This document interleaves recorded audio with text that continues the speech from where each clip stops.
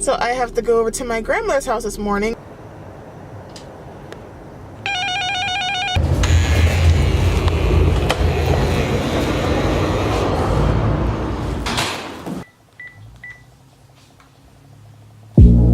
Camara Jackson, October 2nd, 2018. So, I had a doctor's appointment on Monday. Tuesday, I was with my grandmother as her caregiver. For 4 hours, I gave her care, as the title suggests. And today I was volunteering at my alderman's office. Alderman, for those of you who don't use that term, is a councilman whose job it is to help out his community / ward, whatever.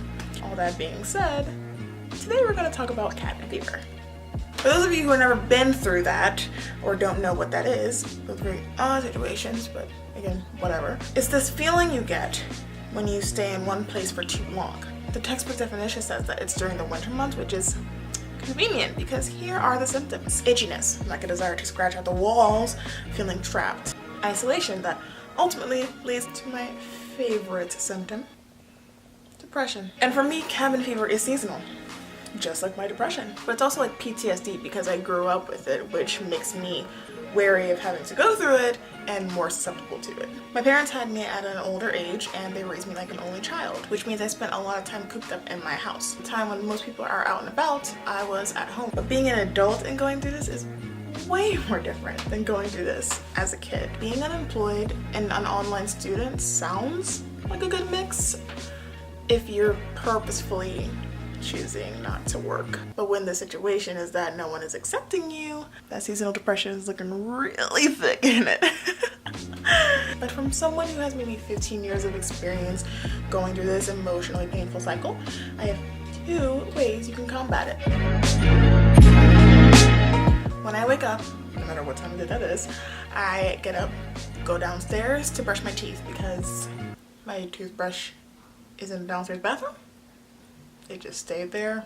But it's perfect because after I deal with my dental hygiene, the next thing I do is grab a bottle of water and my probiotic. Next, I make coffee and sometimes breakfast. I don't always make breakfast, but I always make coffee.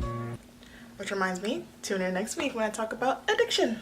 And there are some rituals that I need to implement in my life, like exercise and, well, that's it. And also at some point during the day, I'll do the dishes. My mom cooks every night.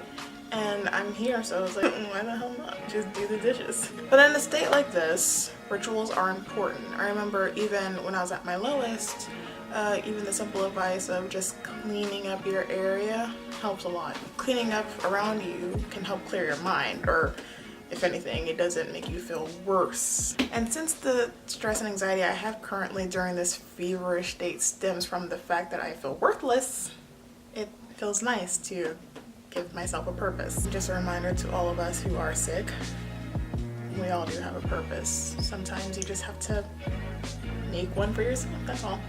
When seasonal depression sinks in, I understand why it's hard to try and find the silver lining, or why it sucks and it hurts to try to see the bright side. It's a lot easier to look in the darkness because light is blinding and our eyes are very sensitive. That was a joke. Wasn't good. I'm probably gonna keep it in. This is probably the easy solution said, but the hardest one to actually do. Like trying to get a song stuck out of your head that you've been singing all day. Kind of hard. Having those rituals in place sort of help keep hope alive, as Jesse Jackson and the Crystal Meth Head said in some points in time. But there is a reality to all this.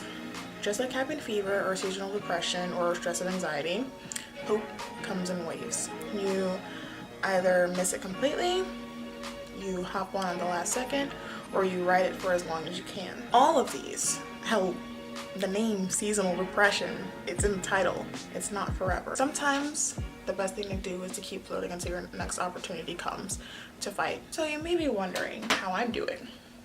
These weapons that I've provided, are they being used to the best of their ability?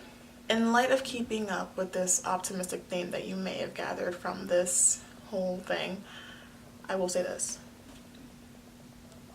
I have hope that one day I will have hope.